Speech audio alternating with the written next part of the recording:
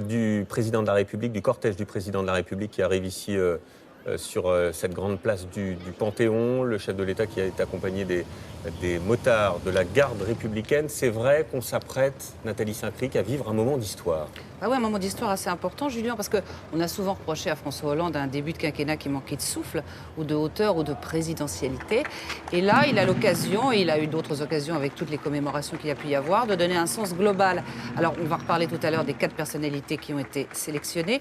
Mais ce que veut faire François Hollande, c'est montrer qu'il y a un lien entre le passé et l'avenir. C'est pas simplement rendre hommage à des grandes figures de la résistance, mais indiquer un sens pour plus tard, et pour les jeunes notamment, Oui. et a fortiori depuis ce qui a pu se passer au mois de janvier, c'est-à-dire les événements qui ont pu se dérouler. Donc c'est un discours qui est assez important. Alors certains à l'Élysée disent que ce doit être le plus important du quinquennat. On verra. En tout cas, c'est un moment fort. Et puis... Et on entend la Marseillaise qui retentit.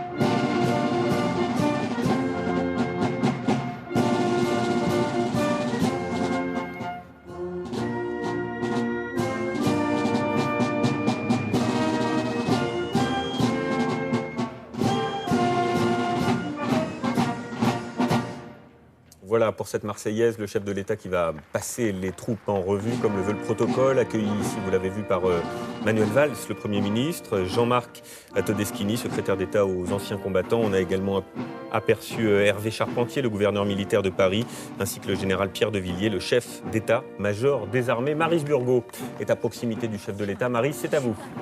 J'y suis plus.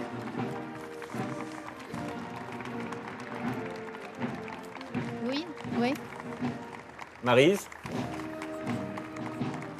Voilà, on trouvera Maryse dans quelques instants.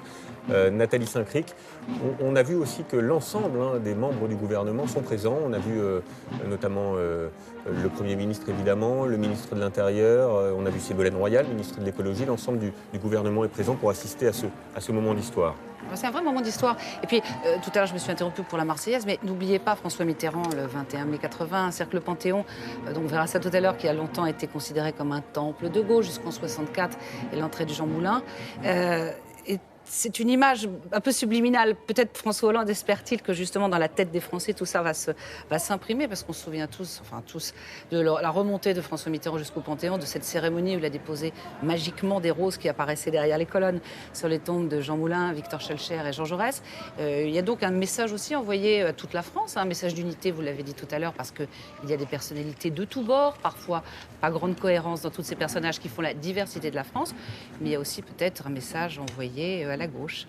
Comment se déroule le processus de ces panthéonisations, Frédéric Naudufour ? Le rituel de la panthéonisation s'est inventé au fil du temps. Et ce qui est assez étonnant et ce qui va se répéter aujourd'hui, c'est qu'en réalité, tout se déroule en dehors du Panthéon. Et ce à quoi assiste la foule, c'est ce cortège qui traverse Paris et qui parfois, par exemple, au moment de la panthéonisation de Victor Hugo, a attiré des centaines de milliers de personnes. Donc c'est le président de la République qui a décidé seul de la panthéonisation de ces 4 grands résistants. À partir de la Ve République, cela devient une décision du pouvoir exécutif qui prend la décision et qui, de plus, au fur et à mesure du temps, va également prendre la parole pour accompagner ce choix et le justifier aux yeux des Français.